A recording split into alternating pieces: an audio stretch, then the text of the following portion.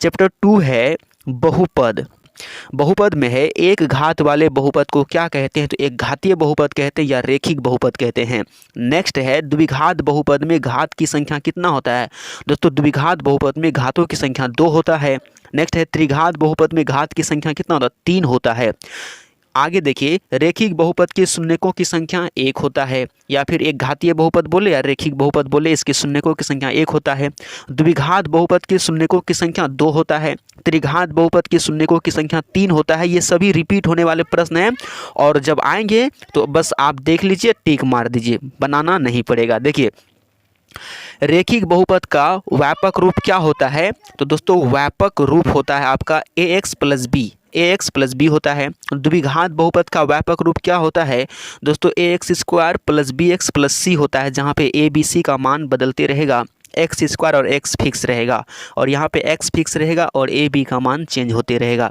Next है त्रिघात बहुपद का व्यापक रूप क्या होता है। दोस्तों त्रिघात बहुपद का व्यापक रूप होता है ax³ plus bx square plus cx plus d। ये व्यापक रूप भी पूछा गया है, तो आप इन्हें देख लीजिए। तो ये द्विघात बहुपद हो गया खत्म। अब देखते हैं इससे जो फॉर्मूले बन जाते हैं। यहाँ पे देखिए द्विघात बहुपद के 2 शून्यक होते हैं, अल्फा और बीटा। इनके शून्यकों का योग पूछता है। देखिए शून्यकों का योग क्या होता है, यानी अल्फा प्लस बीटा का जो फॉर्मूला होता है वो होता है -b/a, याद रखिएगा। नेक्स्ट है शून्यकों का गुणनफल, यानी अल्फा इंटू बीटा बराबर क्या होता है, c/a होता है। आगे है शून्यकों के व्युत्क्रम का योग, व्युत्क्रम का योग यानी 1/अल्फा प्लस 1/बीटा का मान क्या होता है दोस्तों, 1/अल्फा और 1/बीटा का मान आपका होता है क्या, -b/c, -b/c होता है।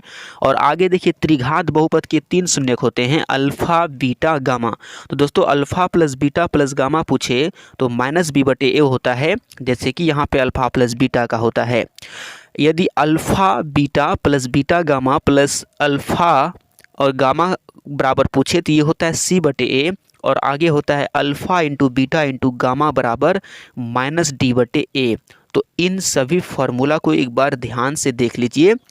आपको डायरेक्ट फार्मूला भी पूछा जा सकता है, या फिर आपको कोई द्विघात बहुपद दे देगा और उसमें आपको बोलेगा कि अल्फा प्लस बीटा का मान क्या होगा, यानी शून्यकों का योग क्या होगा। तो आपको -b/a करना है, और b और a आएगा कहाँ से, तो आप यहाँ पे देख लीजिए एक्स स्क्वायर के बगल में आपका a होता है और x के बगल में b होता है। जो भी आपका द्विघात बहुपद दिया रहेगा, जैसे देखिए 2x square plus 4x minus 6 है, तो ये द्विघात बहुपद है। तो यहाँ पे a का मान क्या होगा, तो x स्क्वायर के बगल में a होता है तो a का मान हो गया 2, x के बगल में b होता है तो b का मान हो गया 4, c का मान हो गया 6।